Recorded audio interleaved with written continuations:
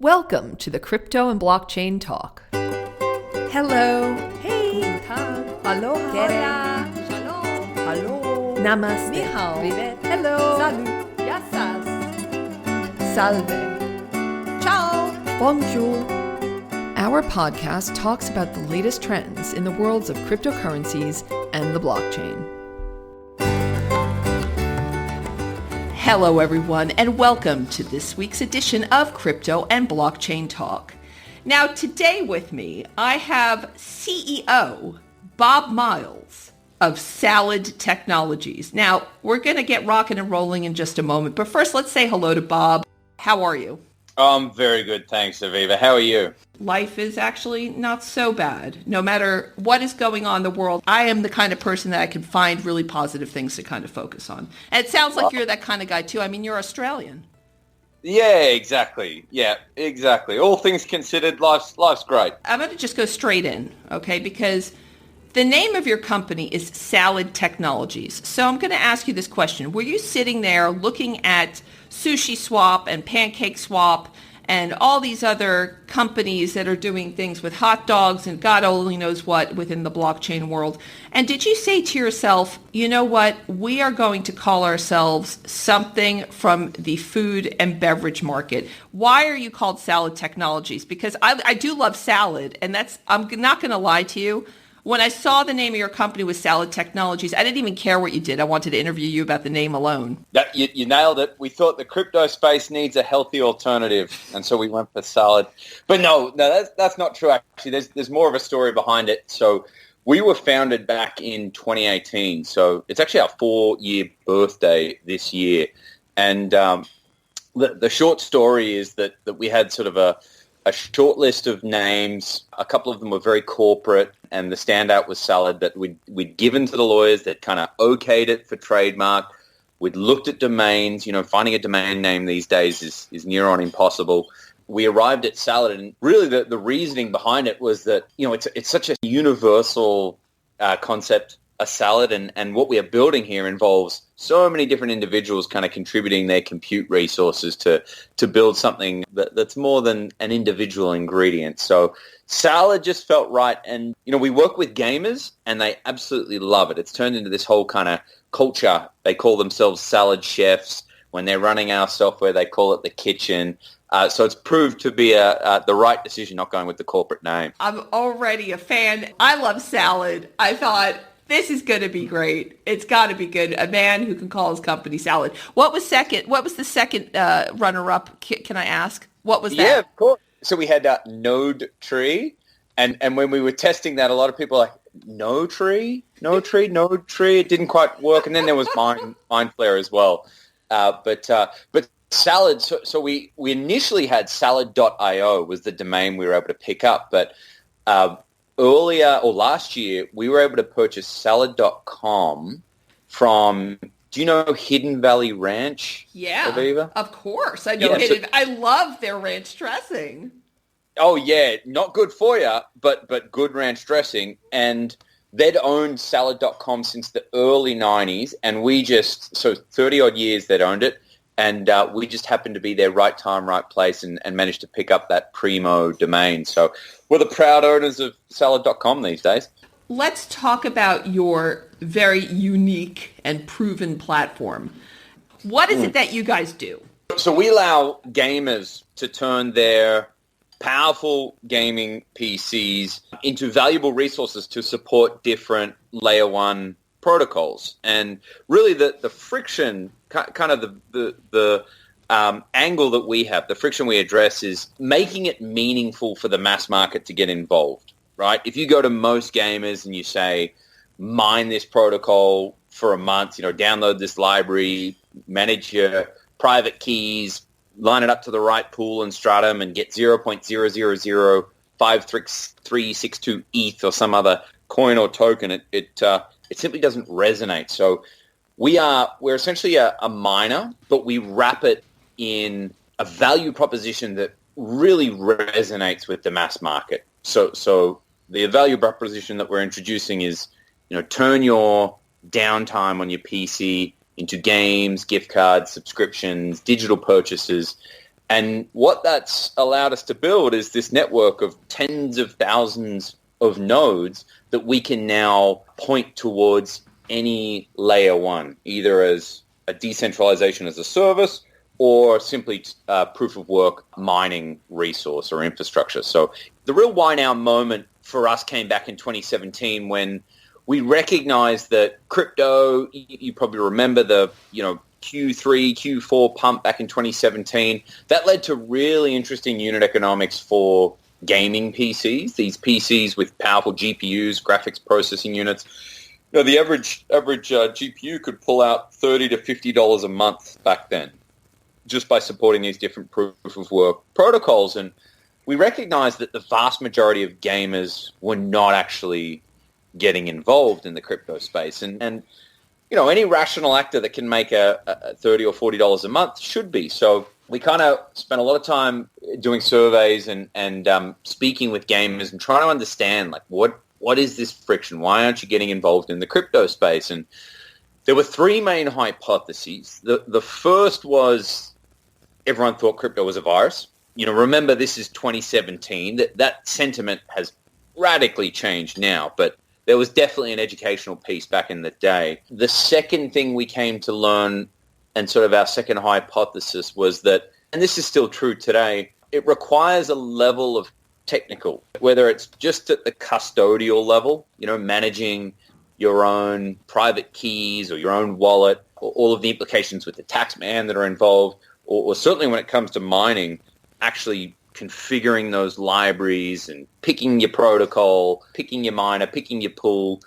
There's a lot of work involved, and the average gamer is simply not that technical. If you introduce that much friction to them, they're just going to throw it in the too hard basket. So that was the second thing we came to learn.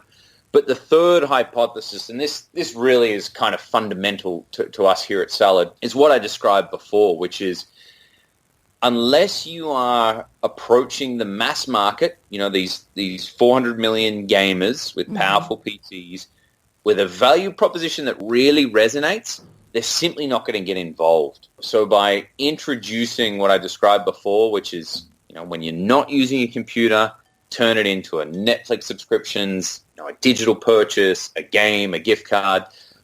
We took that value proposition to gamers, and we found that really started to resonate and gave us a lot of traction and allowed us to build up what has become quite a significant network today.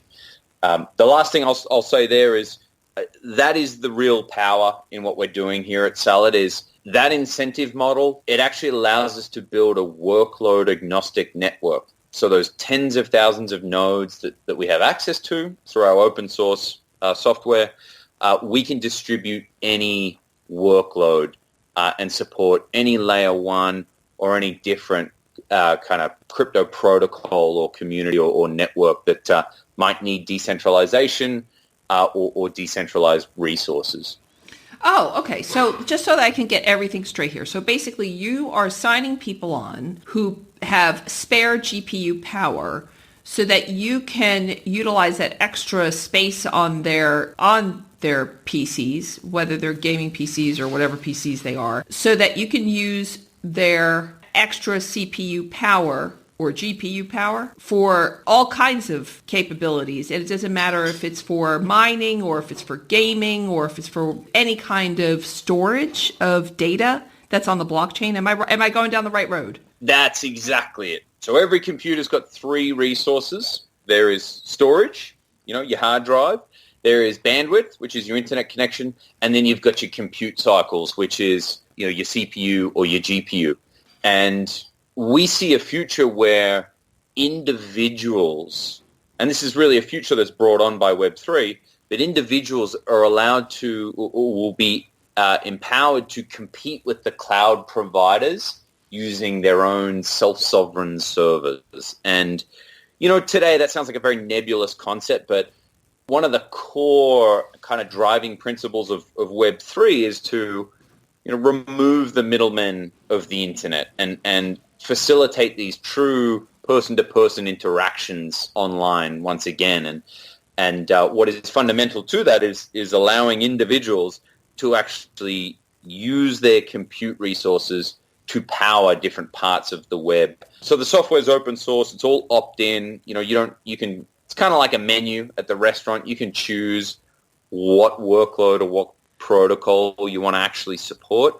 But yes, what you described is exactly it. Okay, and so you're rewarding then the people who come onto your network and who are basically donating their brain power via their computers. You basically reward them, and that's where these games and subscriptions and the gift cards and everything else comes in, because this is how they get rewarded. Do they also get rewarded any kind of is there an actual crypto reward? No, we don't have any like fungible coins or tokens as a payout yet. It's definitely something we're looking at. But yeah, the basic premise here is that your computer is valuable, and our software allows you to extract that value in ways that are really meaningful for you.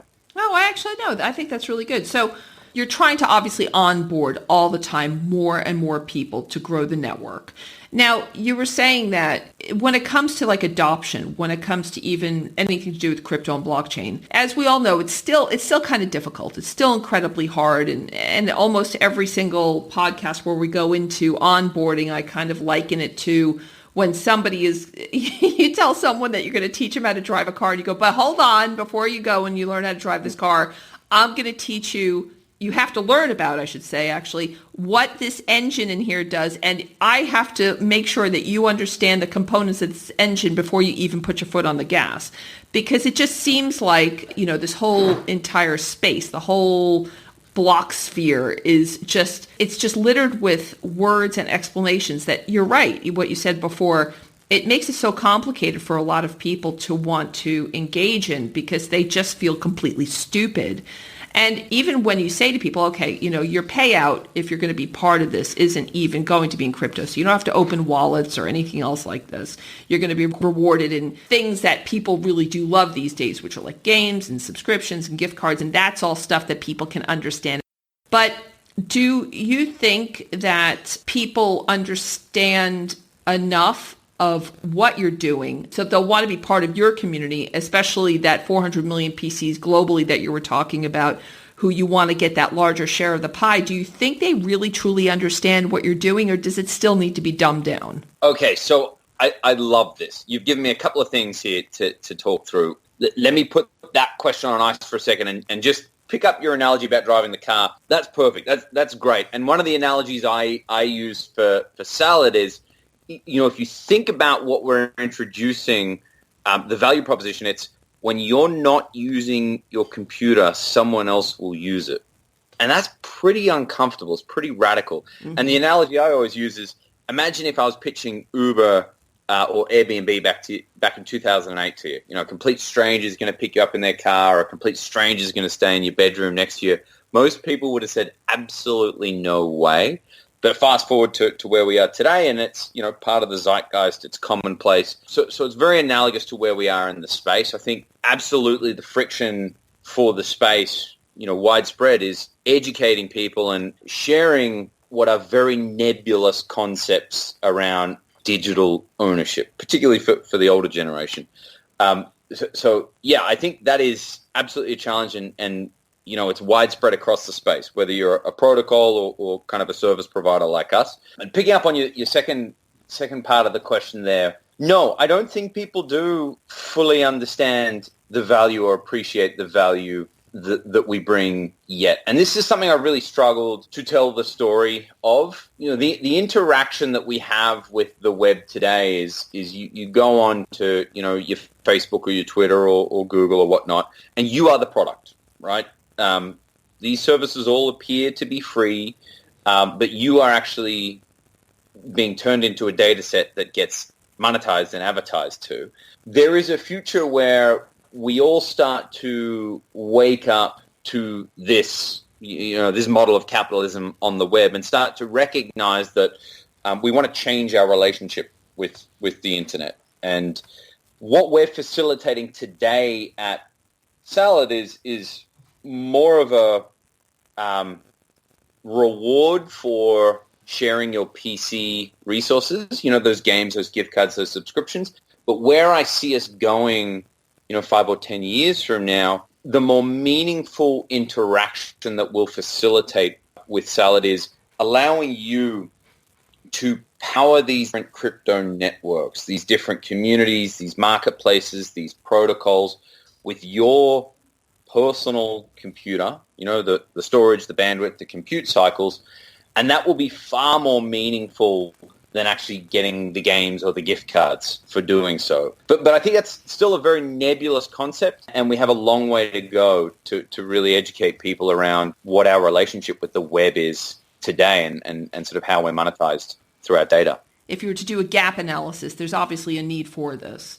And just going back to your illustration, using Airbnb and Uber, I think to some people, it would be the equivalent in their mind that when you get in their Uber or you arrive at that room in the Airbnb you just rented, that person's open computer will be there waiting for you. I think some people, do you agree with that? Do you think that some people are looking at this, especially if they're not so savvy in the tech space, where people make this assumption that just because you're under the age of 20, you're completely computer literate? There's a huge chasm that still needs to be addressed, and hence the reason why there's podcasts like this one. But do you think that some people are thinking, well, if I actually rent out, that's not a good word. If I actually become part of this wonderful platform, can anyone actually hack into my computer and then utilize my information? Because do you think that maybe people don't understand completely how maybe the technology works and how it interacts with their own personal PC unit within their own homes or wherever they are? 100%. And this is a big education challenge for us here at Salad. There's a bit of nuance in this. So it's not not that you were suggesting this, but it's certainly what people think. It's not the situation where, you'd walk into someone's Airbnb and you'd get to use their computer. Hope not. No, definitely not. Certainly, perhaps with like a guest login where you're not authenticating into their personal account and kind of accessing all of their history. But it is different where another of the sort of why now moments for Salad is that we're seeing 15 years of cloud computing technologies. So these are things like containerization, like Docker, if you've heard of that, Kubernetes, these orchestration kind of mechanisms, virtual machines, if you've heard of those. These are frameworks that allow you to create virtual compute environments on your machine. So what we're able to do, all of those technologies are now shipping native to consumer operating systems. So when you run our software, we're able to actually spin up on your hardware a compute environment where we host other, these workloads when you're sharing your computer within a secure environment where that code that gets distributed to your machine can't peer out into your machine. So the analogy here would be if you're an Airbnb host, you're able to lock your guest in the spare bedroom or lock them in the trunk of your car when you're driving them around. That's not scary. Well, it's scary for the guest, right, or the rider. But for the host themselves, you have confidence in the security of your asset, whether it's a car, whether it's your house, or whether it's your PC in our case. I've written a book, one of many, which is available on Amazon. Let's do a plug. It's called The Beginner's Guide to Crypto Mining. Just from the mining elements alone, if you were to do this in the way that you've set out, how I see you setting out that vision, you guys can be mining like nobody's business. You could be mining crazy amounts of somebody's cryptocurrency, especially if you harness all that power. Is that something where you're actively pushing this, or is this just, crypto mining pools can be very, very, very profitable, more profitable than a lot of the stuff that's actually listed in terms of why people would want to turn their computer's downtime into, air quotes, uptime and become part of Salad. So would you not think that this would be like one of the key ways, especially if you're trying to address a market that is new and up and coming into the crypto space, the younger crew who really want to get involved in mining? Because that's like one of the biggest things here. We get a lot of questions about what's this mining thing? How do we get into it? And it's such a lovely little element of the cryptosphere that is that not something that maybe you do think you're not giving it enough love? Is that the child that you're not giving enough love to? Yeah, it's a good question. So there's a bit in that. So let's assume we're nefarious for a second, because that's there's the potential, right? Like we have this massive network, tens of thousands of GPUs. Yes. If we wanted to be a bad actor, the engineers were talking about this the other day, we could perform the world's largest DDoS attack that's ever been seen. Of course. So the potential is definitely there. But that's obviously not in our best interest. So there's several layers here that hold us accountable. Firstly, our long-term mission is to enable individuals to kind of compete with the cloud providers directly. So we don't want to compromise that by doing anything nefarious. So one thing we've done, we will always do, is our software is open source. So you can see what it is. You can go to GitHub. You can see, and some people even compile it themselves before they install our software on their computer. That kind of relies on internet sleuths to go out there and call us out if anything's wrong, right? And it gives us a digital presence where we're demonstrating, hey, there's nothing nefarious that we're hiding within the software here. And that aspect of our software is mission critical, because if you're going to take this very, very difficult value proposition, you need to trust the people who are packaging up and sending you this software. So that's one aspect of it. The second part of it, it's always going to be opt-in. So you can download our software and you'll be able to choose if there's something you don't want your machine supporting. So let's take Monero, for example, like a privacy coin. You can opt out of that. You'll be able to say, no, I'm not comfortable with that working on my machine, so please don't support that. Or let's say Russia approaches us and says, hey, can you crack passwords for us with these tens of thousands of GPUs? We at a company level will have to turn around and say, no, that doesn't quite meet our quality assurance process or criteria before we distribute that workload across the network. So, and we'll be publishing that process. But I think the question you're more getting at is are we nurturing the crypto mining space as much as we can? I don't think that's the purpose we serve here at Salad. So there's plenty of competitors. I'll point out Honey Miner or NiceHash. You can download these executables, these programs, and earn coins or tokens. That's for more the enthusiast and people who want to custody their own crypto. We're more interested at the mass market and getting them involved through a slightly different value proposition. But one thing we do is we pay 100% of the value your computer generates in the form of salad balance. So we don't take, we do take 4% to cover miner fees, exchange fees, and transfer fees. So you'll get 96% of the value that your computer generates in the form of salad balance. So let's say it takes you a week to generate $10 of salad balance. You then get that full $10 to spend within our storefront. And our business model, we actually take, because we're a distributor, we get that 20 or 30% of those games, those gift cards, those subscriptions that you're converting that idle compute time into. So we're still able to provide 100% of the crypto mining, or 96%, minus fees, of the crypto mining value onto our salad chefs, our users.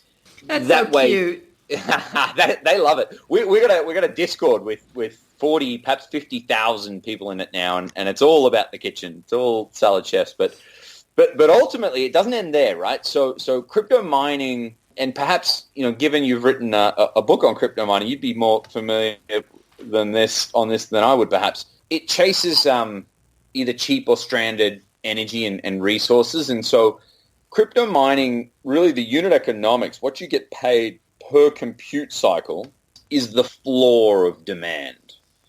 And this is where it gets really exciting for us here at Salad and our users. When we look at AWS or GCP, Google Cloud Platform, or Azure, which is Microsoft's cloud provider, for a spot instance, so that's one of these ephemeral kind of cloud computing instances you can spin up, they're charging around 5 times as much as what crypto mining pays you. So there's this massive upside in the future for these individuals to actually start competing with cloud providers, particularly through a platform like ours where we spin up the virtual machine and the resources that you provide as a gamer are indistinguishable from a spot instance in the cloud from the code's perspective. So I think crypto mining will always be a critical part of Salad and our infrastructure layer, but really we're looking to deliver even more value in future by supporting businesses and corporations that users can opt into supporting and get paid more for with their PC resources. Let's just talk about the gaming community. The gaming community, in terms of how they would utilize Salad's platform, has got to be a better market for you to penetrate than going for the businesses, corporations, and conglomerates of this world, surely, because first of all, it's much more understood, that relationship between gaming, this now whole P2P, P2E, and everything that's going out there, and what you're doing versus trying to go after like these massive companies. And believe me, no one knows better than me. Most companies out there are still struggling to understand even why this would be relevant to their business model, especially the kinds of businesses that you would want in order to make the kinds of, is it more lucrative to be going after the gamers versus the corporates? Oh, see, I love this. So we're a marketplace, right? We're connecting latent consumer compute resources to growing demand for compute resources. And so where does one start with such an ambitious journey? On the supply side, you start with gamers because they are the demographic that has, let's say, the Ferraris of the computing world. So we're not going after the Toyota Corollas. No offense to Corollas, they're reliable, great vehicles. But we're after the Ferraris, the horsepower, the best graphic cards, best internet connection, best hardware. So focusing on gamers on the supply side is where we've started, and proof of work, the crypto space was our solution to the two-sided market problem. So the unit economics, we didn't have to worry about who was paying for our network thanks to crypto.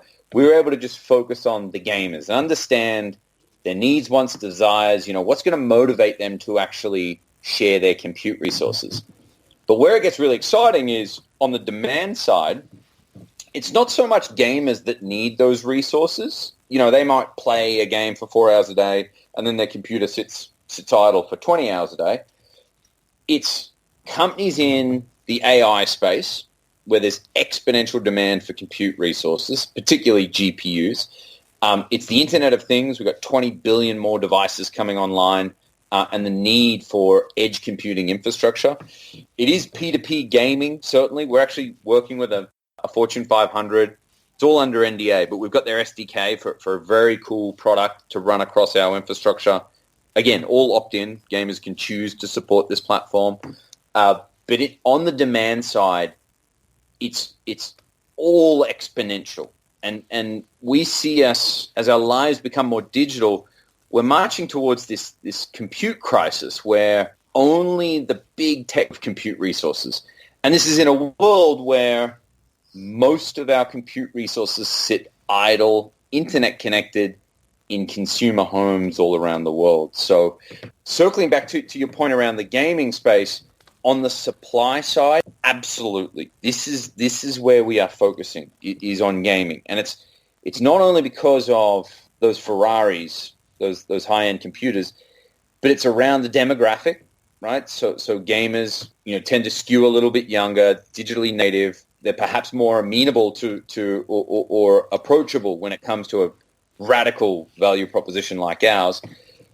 But perhaps even more exciting, and this might have been what you were getting at, when I zoom out, I see 400 million gaming PCs that are worth $10 to $30 to $50 per month of untapped value. And you have got game studios, you have got influencers, you have got digital retailers, you've got game retailers, you've got different communities, you've got all of these different businesses or influencers, content creators that are trying to sell into the gaming space.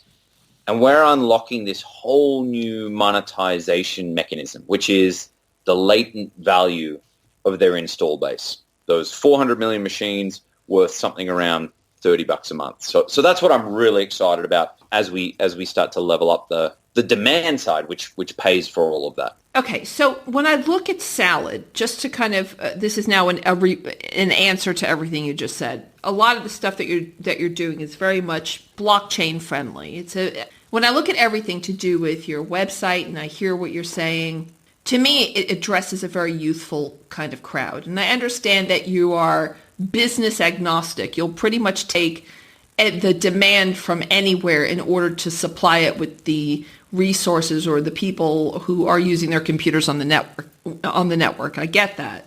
But do you not think that maybe your hook or your angle, it's about the community taking up an element of something that together we can take on the AWSs or Alibaba clouds of this world? Because I look at you guys and I think this is not only a great concept, like you can actually see like the younger crew who are trying to get into this whole space, they can actually enter into it gently and be contributory on this platform.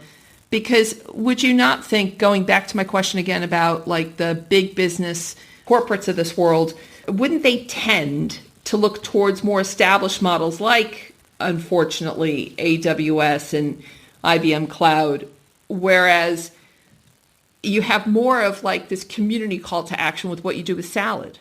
Yeah, absolutely. And this is kind of the chasm we need to cross, which is how do we start to take business away as a community, our salad chefs, our gamers on the network. How do we collectively, with the infrastructure that we have built, start to take business away from the cloud, these centralized cloud providers? Mm-hmm. And the big challenge there, it comes down to, again, more of a human problem, which is if I'm a data scientist, for example, doing AI, and I have to go rent a compute instance from the AWS cloud, it's now established, it's perfectly normal. No one's going to ask any questions, right? It just costs an arm and a leg. Whereas if you look at Salad, it might cost, half as much, a third as much, a fifth as much. But my data, my workload is going to be distributed across all of these nodes, Airbnb style. That is a very challenging sales cycle, one that we are, facing.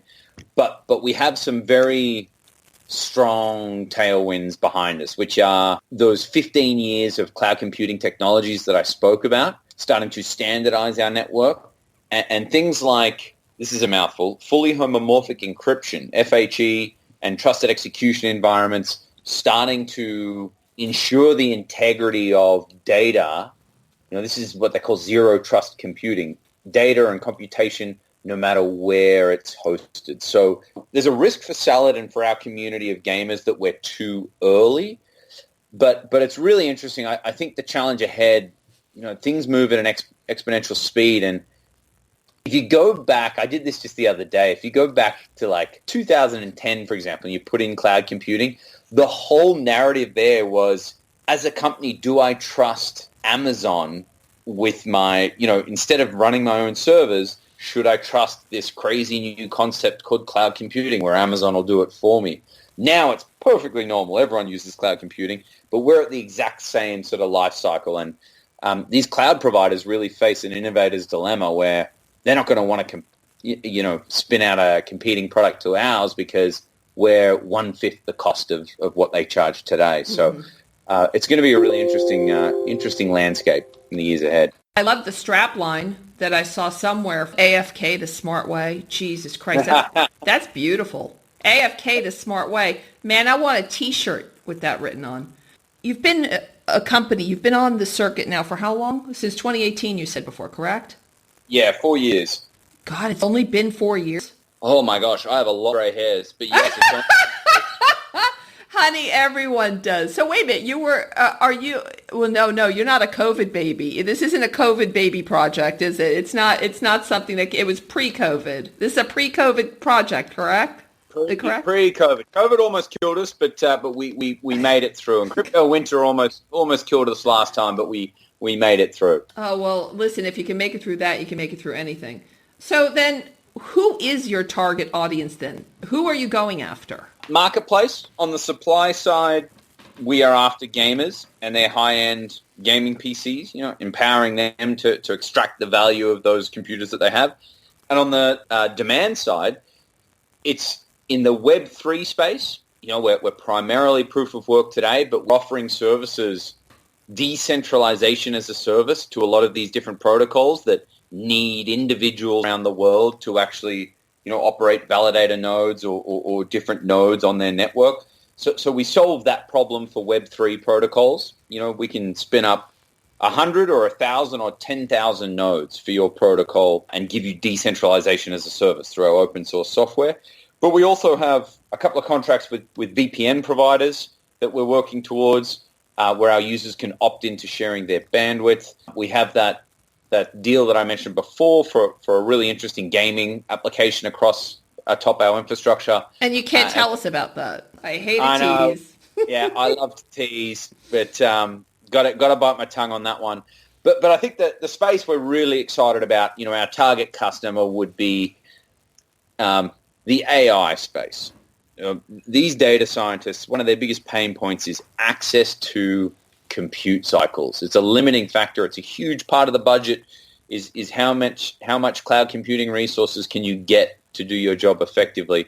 And really that's where our community comes in, where our tens of thousands of gamers and their GPUs can start to support these different AI projects. And it could be things like folding proteins, doing simulations to fold proteins for drug research, or even things like simulating the weather. All these different things are incredibly intensive computationally, and we have this massive resource that's incredibly cheap and ready to support these different workloads. So those are our dream customers that we're going to start getting to work on starting a relationship with over the next few years.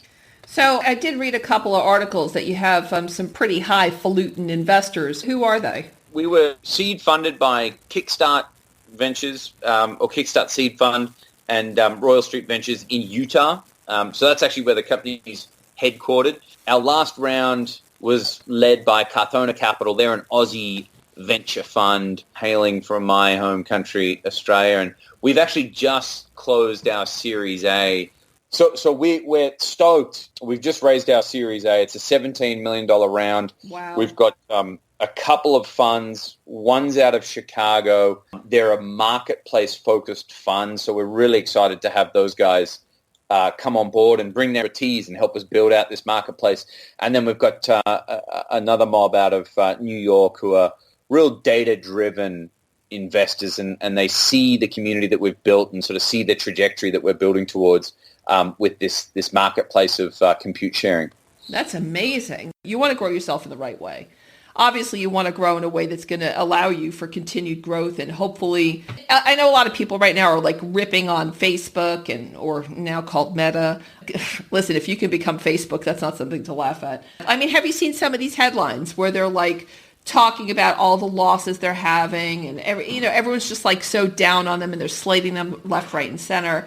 But I mean, the guy has done amazing stuff. He's changed the world, but yet there's articles coming out left, right, and center coming down so hard on Facebook. I mean, what do you think about stuff like that? Yeah, I feel like you become so successful that you inevitably become the victim of your own success, and you like transition from being the startup that everyone is cheering for with the mission to change the world to the corporation where everyone's kind of cheering for your downfall. And I feel like it's just a function of how large one gets. So, yeah, I think the thing, and we did touch on this earlier, but the thing I'd love to just revisit quickly is the product that we're working on for the crypto space when it comes to decentralization. Oh, please. Yeah, there's so many of these projects a huge amount of investment went into the Web3 space last year, and a lot of that is for different protocols, a lot of them layer one protocols, and they've got to think about the two-sided problem that they have, which is a community not only to use the different, the ecosystem, the marketplace, the community, whatever it is, whatever function they're building towards, but they've also got to think about the individuals that will power that blockchain, power that crypto network with decentralized resources. And it's astounding to me the amount of crypto projects that are fully centralized on either AWS, GCP, or Azure. And so one of the things we're really pushing towards here at Salad is a product where, we provide decentralization as a service.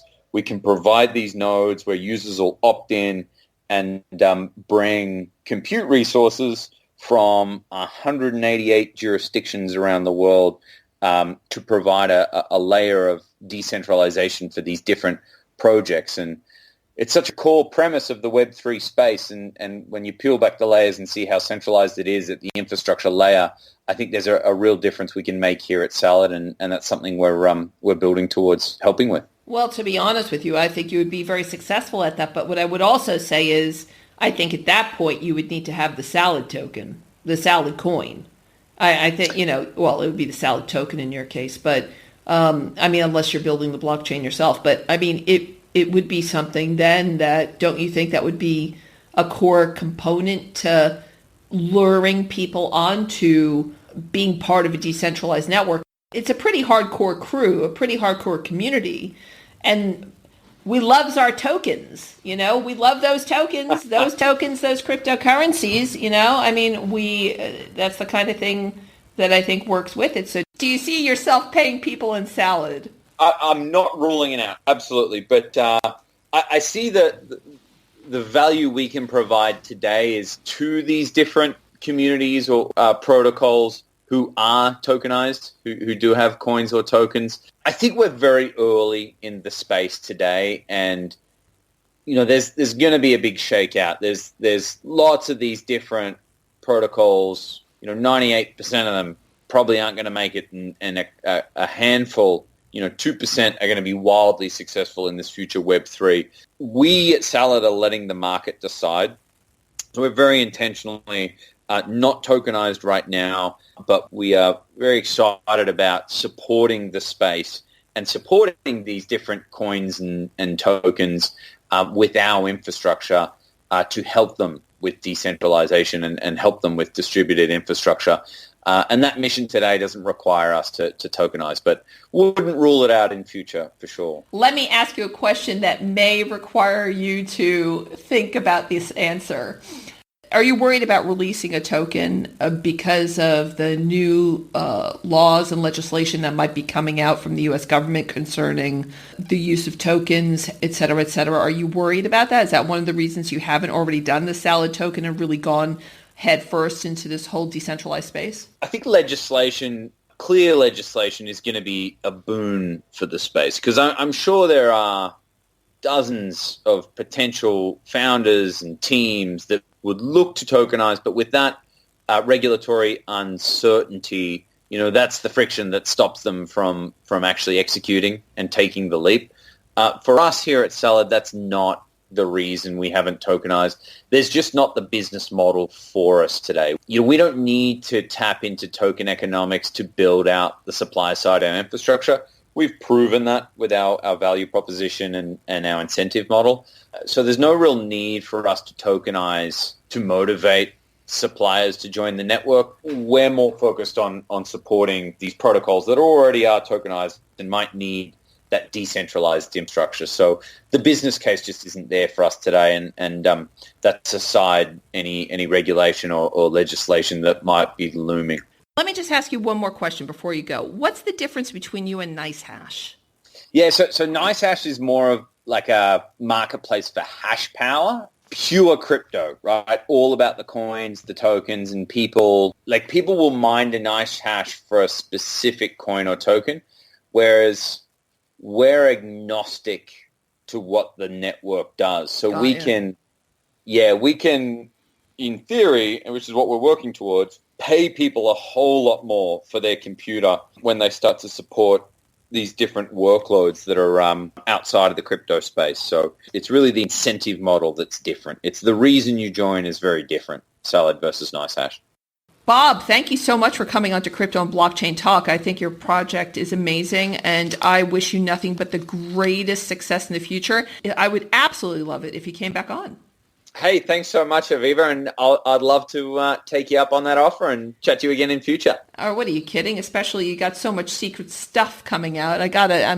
It's killing me. I got to know what it is, and so do the listeners. I would like to also remind everyone that nothing that Bob and I are talking about on this episode of Crypto and Blockchain Talk can be construed as investment advice. Please take your own time and do your research, do your homework, do your due diligence. And if you still don't understand what you are looking at, or you want to make some investments and you're very confused, go find yourself a professional financial advisor. I would like to thank everyone for tuning in today to this week's edition of Crypto and Blockchain Talk. Please ask your friends and family to download this particular podcast on one of over 70 different podcasting platforms. We have a partial list on cryptoandblockchaintalk.com, but you can find us on almost every single podcasting platform in the world. Furthermore, this podcast is streamed on our sister radio station, Crypto 24 Radio, playing worldwide 24/7 news, music, and more. In addition, you can contact us through our social media handles on Twitter, Facebook, and Instagram. But most importantly, we love to hear from you directly through email. Yes, that old thing called email. So please email us at education@savvydigital.com. That's education@savvy, S-A-V-I-I, digital.com. We also know you have many choices what to do with your life at any particular point of the day. We know you're busy, and when you tune into us, it means the world. So please be safe, take care, and goodbye for now.